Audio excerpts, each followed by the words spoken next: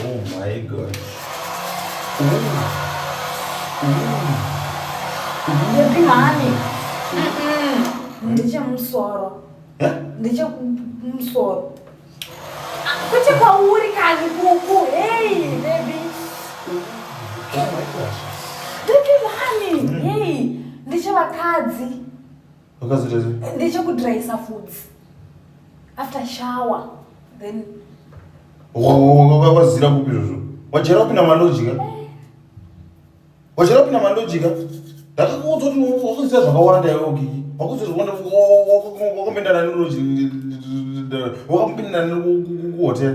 Okay.